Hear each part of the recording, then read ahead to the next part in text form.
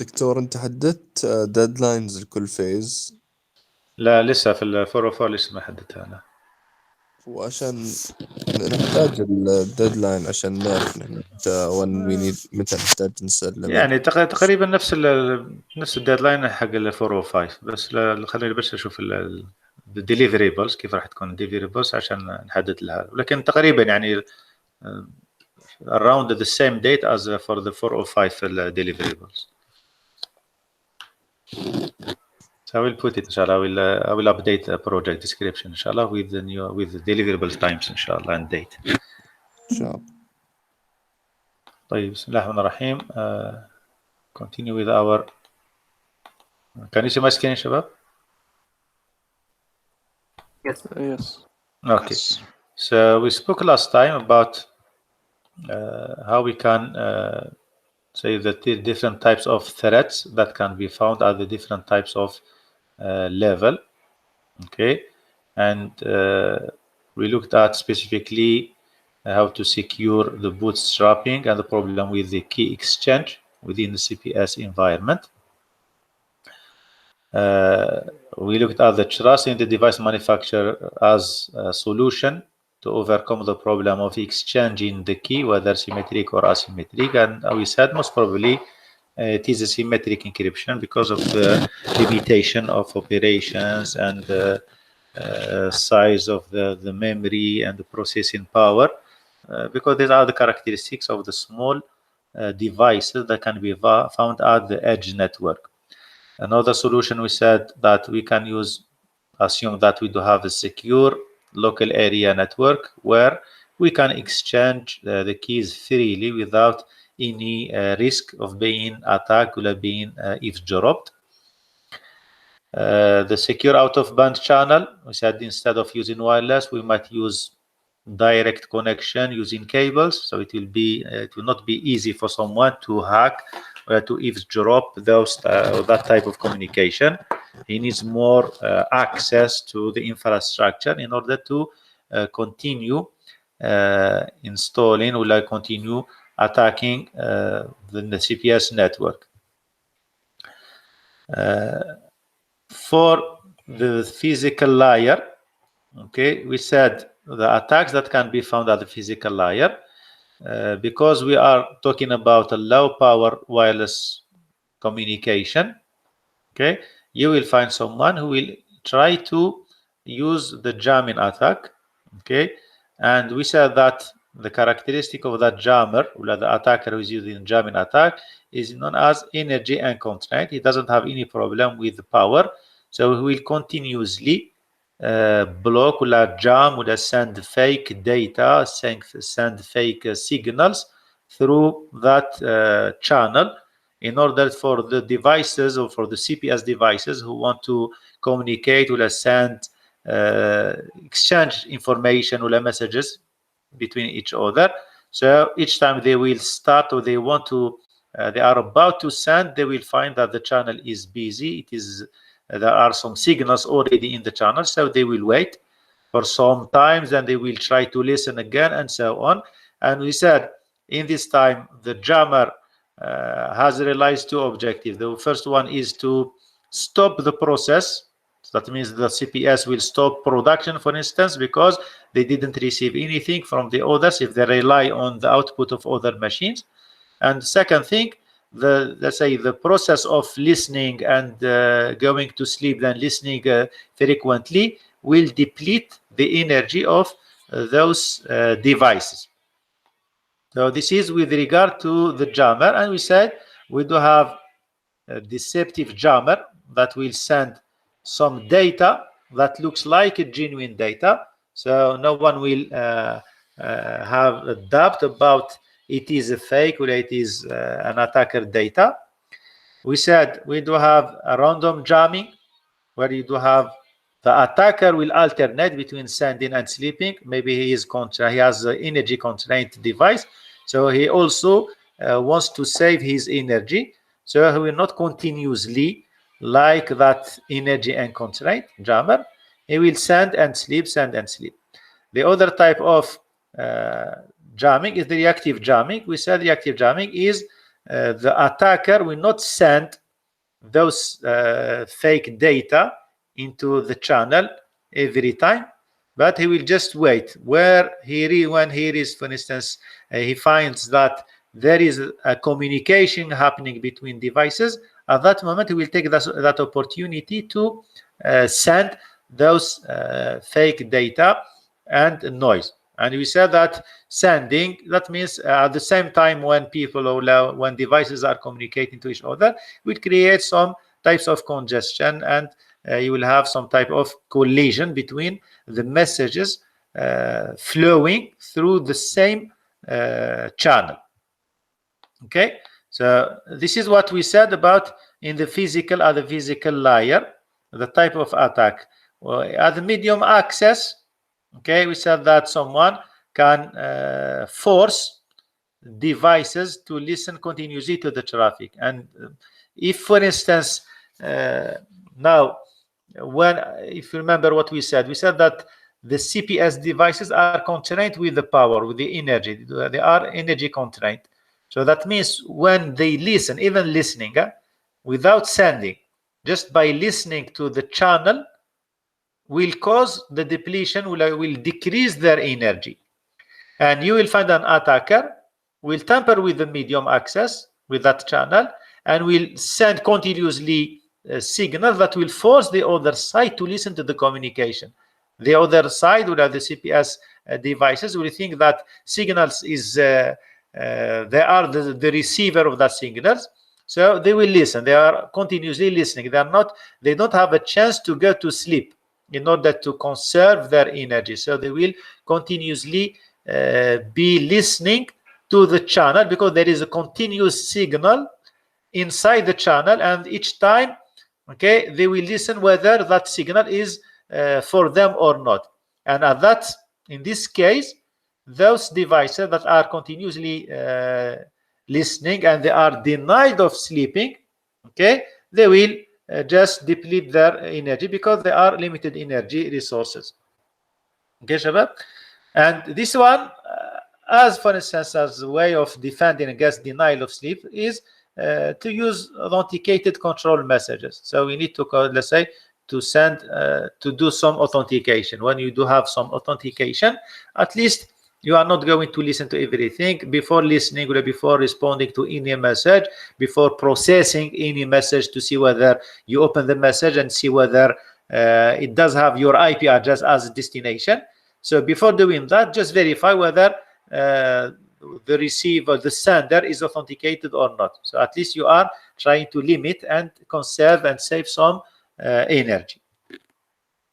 At the network layer, okay, at the network layer, what we said in the network layer, we said that we do have that types of attack where the attacker will, you have that an on-path attacker, if you remember in our diagram.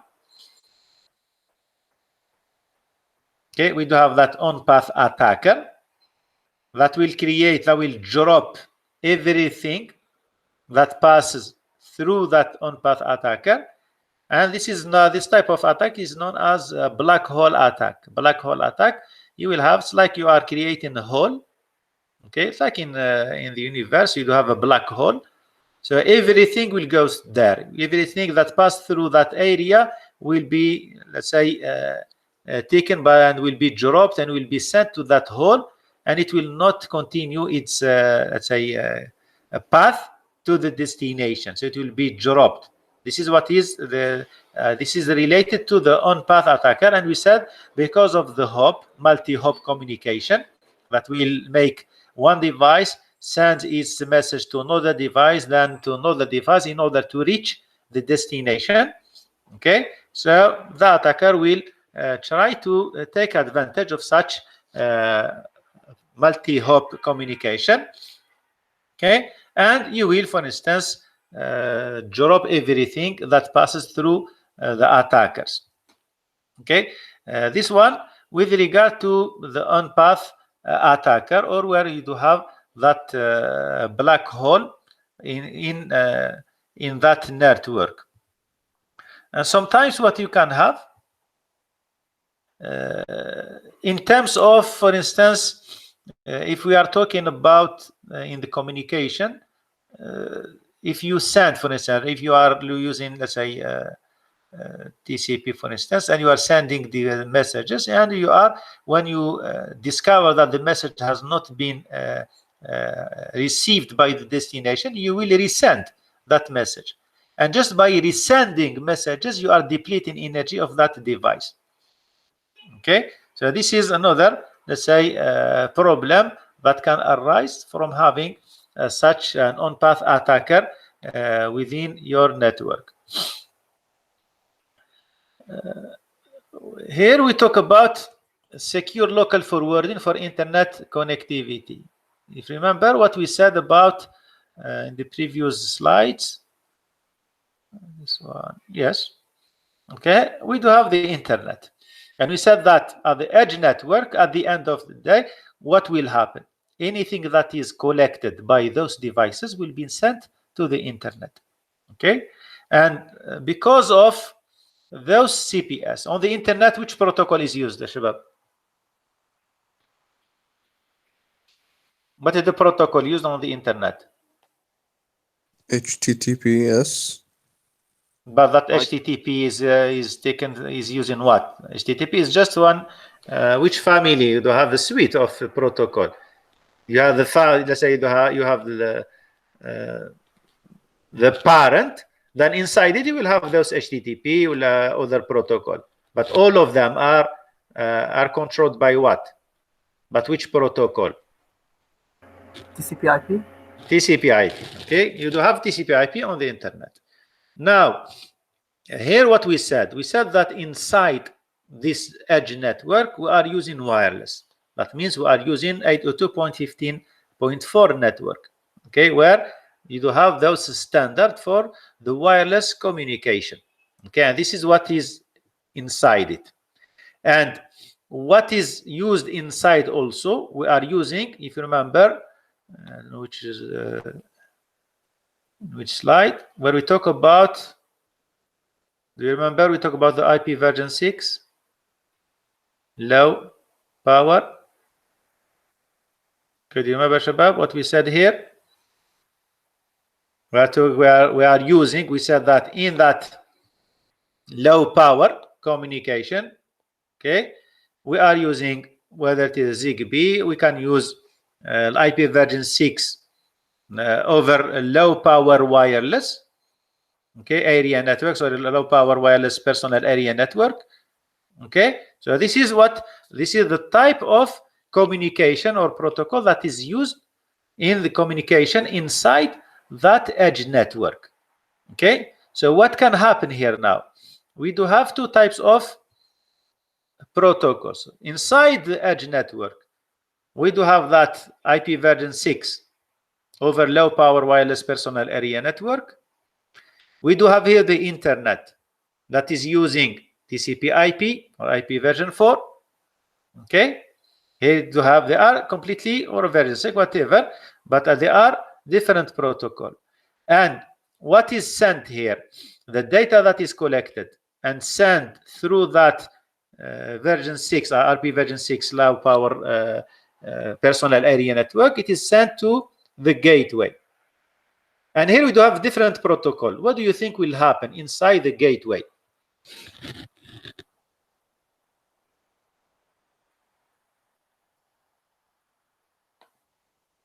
Do you think it will just take that protocol as it is?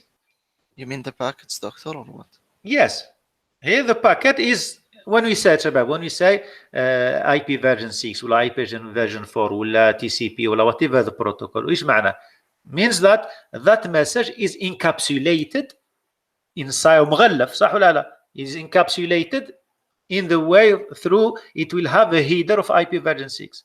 Now, if you have a message here is encapsulated in IP version 6 low power wireless personal area network, okay, and here you have a message that should be go through the internet, it should be encapsulated in an IP version 4. That means you will have that, let's say, gateway should do the translation between the message is received as IP version 6 LOWPAN, okay, and the IP ولا TCP IP ولا HTTP.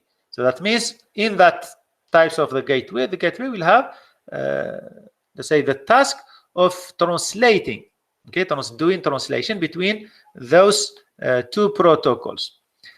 One of the problem now. Translating, what do you mean by translating between two protocols? Like splitting or what? Splitting, yes, good. Splitting. We're talking about fragmentation. Oh, okay. Okay, that means it needs to do some types of fragmentation. And when it does some types of fragmentation, dividing the message into small chunks, okay, and those small chunks will be covered, will be translated, will have another header, will be covered by the protocol that will be used in the internet. Okay, and now in the wireless network, why we are now we can say why we are using a wireless network, for instance, or why we are using the 802.15.4 networks. Okay, because sometimes you do have some limitation in the maximum transmission unit. Okay, you are limited in the MTU that will be used to send data, because for each wired, like a bandwidth, you have a maximum of a packet size. You cannot use any type of packet size. You are limited to the maximum transmission unit of that medium you are using, or the channel you are using. When you talk about in this, the I2 for the wireless communication, it does have some limitation in the maximum transmission unit. Okay, that's why here we do have a problem within, let's say, within the gateway and the CPS. Okay, they do have to split that those packets that have been sent by the IP version 6, okay, WPAN, into small fragment. Okay, and having those small fragmentation will arise of new threads. Okay, the thread that can be found, or will be will result of such fragmentation, it will create new threads. Okay, the first thread, okay, or attack vectors, you will have, for instance, the device that is receiving those chunks, or those fragments, okay, cannot distinguish whether those fragments are a real fragment coming from a real message, or they are malicious fragments that have been sent by an attacker, because they are small fragments. You know, when you have a big message and you divide that message into small part, okay, and at the end, at the receiver side, you will have to reassemble those small chunks into a bigger. We do assembly and reassembly. Fragmentation, if you remember in networking, you have fragmentation, defragmentation. صح ولا لا? Remember that ولا لا شباب? Fragmentation, defragmentation. You divide the packet into small chunks. You send each part alone, okay, and at the end, at the receiver side, based on the numbering, the IP ID of those small chunks, will link those. It's like a puzzle. Okay, you are sending those small pieces to the other end, and the other end will just reassemble and make that puzzle in order to get the full picture, or to get the full message. Okay, now sending those small chunks, will a fragment, okay, will create an attack vector, or create a new threat, which is an attacker can send a fake, or a malicious fragment that will contain whatever information. Okay, and the other side cannot differentiate whether those small fragments are genuine or not genuine. And another type of attack that can be created in terms of fragmentation is when we talk about having the limitation. You know that those devices have a limitation in memory. Okay, so what you will do, you will just try to send many fragments, and the other side, when the other side will receive some fragments, okay, it does have some limitation on how many fragments it can hold. because when it receives a fragment, it will wait for the end, for the last piece of the puzzle, in order to start building that puzzle, building that message. So what the attacker will do, will continuously send, okay, those small fragments until the other buffer, the receiver's buffer, will be full. It will be filled by, and it will reach its, let's say, highest capacity, okay, and it will drop some packets and will receive the other packet, the fragment sent by the attacker, and that you will see that the receiver will no longer be able to complete the whole puzzle, or to build the real message that has been sent. Okay, it will have a problem with reassembly.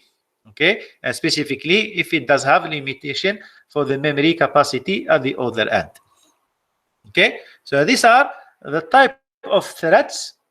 If you can see, it is like a chain, because we are using this type of protocol, and it needs to be fragmented before transmission to the internet, and having fragmentation will cause a new threats, which are the problem of distinguishing between malicious and benign fragment or correct fragment, and the attacker might exploit the limitation of memory capacity at the receiver side, which is the CPS. Okay, the sender is CPS and the receiver is CPS as well.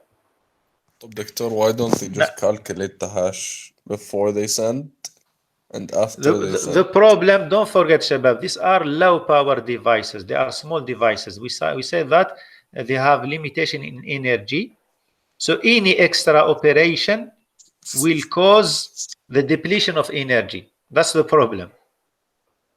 Okay, even for the authentication, the authentication is avoided, because when you do authentication, that means you are making some operations, you are creating some operations inside those devices, and having such operations, you will deplete your energy and you will die.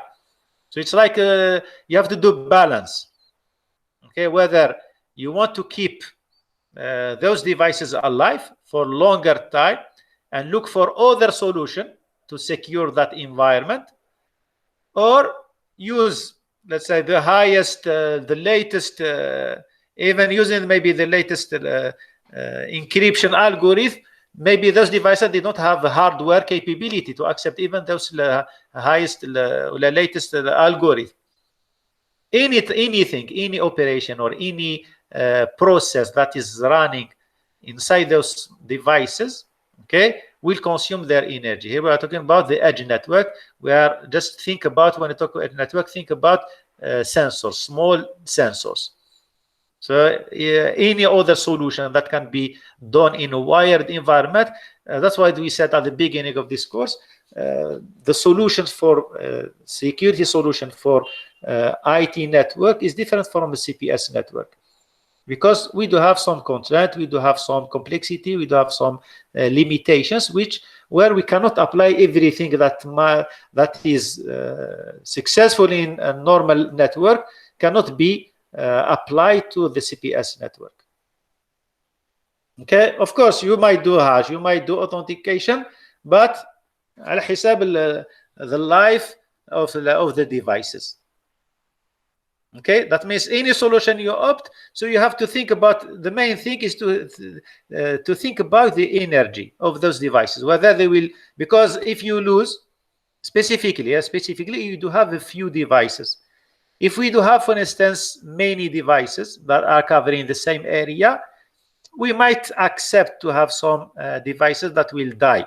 Okay, and we don't have problem, because we do have the data is also collected by other devices. But if you have few devices and each device is covering, imagine, for instance, you are controlling a border of a country, okay, from illegal immigrant, for instance, and you do have those sensors, and each sensor is covering, let's say, for instance, it depends on, let's say, the power of that sensor. Let's say each sensor is covering 10 kilometers, okay, and that sensor die because of the energy, okay, because it is put in a harsh environment, in a desert, okay, and there is no power. It is relying only on its battery.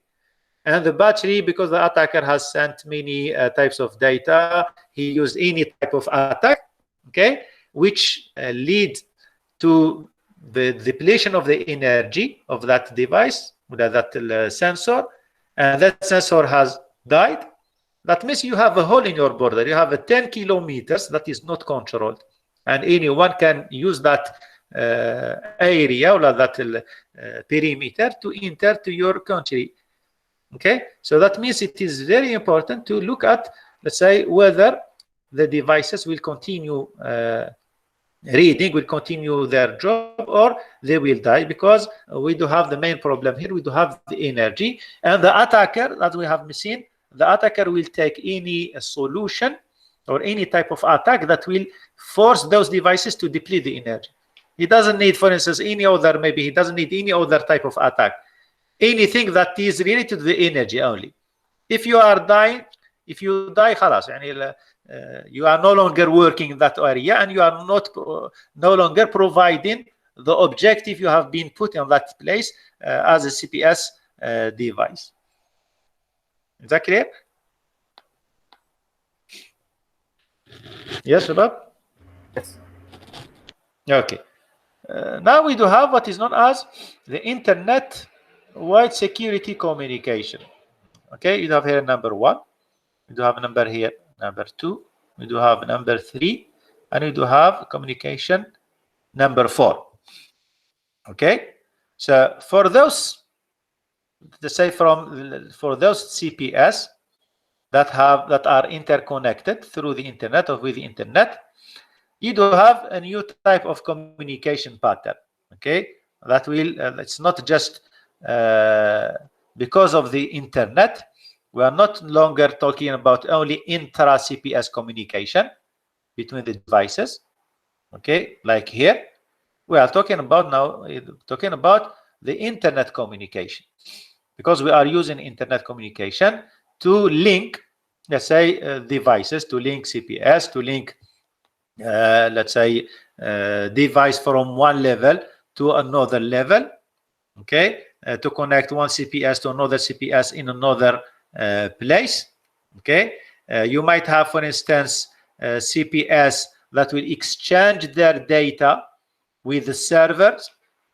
Okay, you will find, for instance, a server that is sending data to the cloud. Okay, these are the different types of communication that can be found in a CPS environment. Okay, whether we are using through the intra communication to the inter communication between CPS and servers, and between servers and also the cloud.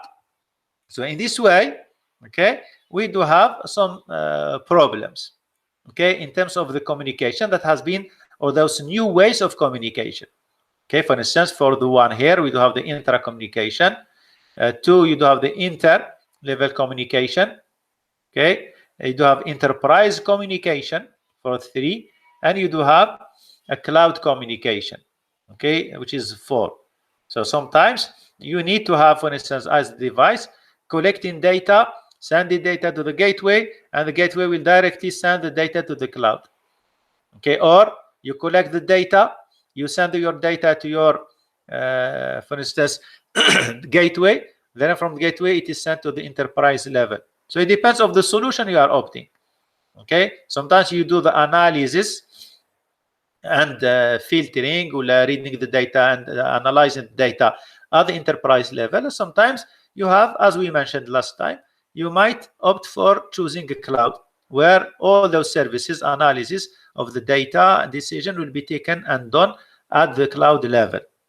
Now, in terms of when we talk about any end-to-end communication between the devices, we need to provide the CIA, confidentiality, integrity, and authenticity.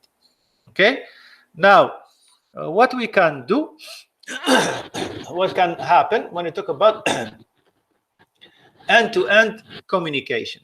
Okay, here we have communication between this device and this device. Or, for instance, I do have communication between this device and this device. We can have communication between gateway and enterprise, communication between gateway and the cloud.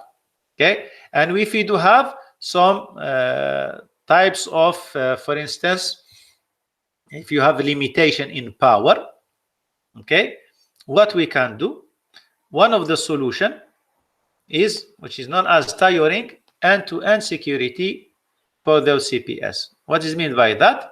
Okay, let's say, for instance, suppose, for instance, we did have a way of authentication. Okay, we opted to have authentication between devices. Okay, whether at the edge network or at the backbone or whatever, at whatever level of you are having such communication, but you do have authentication between two devices.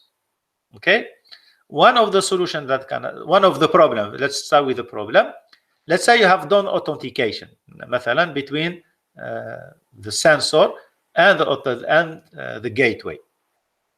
You did the authentication and you started communicating with gateway. After being authenticated, you started sending your messages.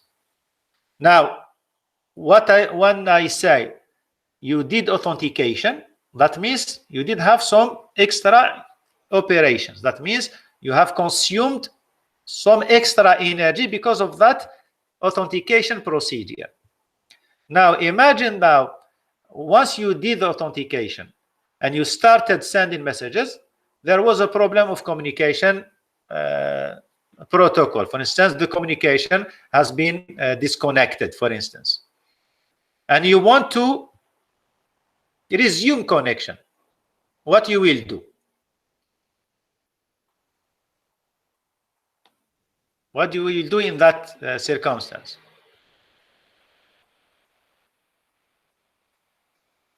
Yes, Shabab? You have been authenticated first, and you started communicating, started sending your message to the gateway, and for some problems, the session or the connection has been disconnected, and you want to resume your connection. What you will do? You connect. You connect. Are you going to do the authentication again, or la? Yes. Yes. Okay. You will have to do the authentication again. When you do authentication again, you will lose an extra energy as well. One of the solutions to overcome this type of problem is to what is known as session resumption. Session resumption, that means when you resume a session, okay, you will not have, let's say, you don't have to do some extra operation that has been done previously. You will store those operations. Let's say during the authentication, you went through 4 phases, okay, and those phases will be saved. Okay, those phases will be saved. In case of you are resuming a new session that was initially started, or that has initially started, so you will not go through all those 4 phases. You will just go through the last phase, that needs to be redone. The 3 phases previously that have been done or created or computed are already stored in your memory. For instance, you will use them to continue to the last phase, which is, let's say, the phase number 4. In this manner, what you are doing here, instead of, in case of you do have problem of communication, instead of redoing the whole process of communication, or for instance, if you are using encryption, specifically when you talk about encryption, if you went through the encryption, you went through many phases and you created many keys and sub keys, for instance, okay, and when you resume communication, you don't have to go through all those calculations. You will pick up, let's say, those calculations that have been created and done previously. You use them to continue with the remaining process, which needs to be renewed. Okay, instead of renewing everything, you will just renew part of it or redo the part of the operation that have been done previously. This is what we mean by session resumption. Okay, in order just to reduce the cost of expensive operation. Any operation that you do, Even you do, for instance, multiplication division, it is considered as an expensive operation because it costs you energy. Okay, and you try to minimize your energy by not repeating doing the same operations you have done previously. Okay, this is one way of, let's say, solution that can be implemented in end-to-end communication between devices as a solution. Okay, Shabab. So next session, inshallah, we're going to see the other solution that we can use in an end-to-end communication, how we can do tiering. Okay? That means you are making our own way of communication. Okay, we are not relying on the normal communication that is available on the internet. So we do our own custom, okay, let's say we call it custom communication, because we do have some special circumstance with regard to the energy. Are you talking about CPS devices? So they need to have their own type of end-to-end communication between them. Okay, Shabab? Any questions, Shabab, for this part?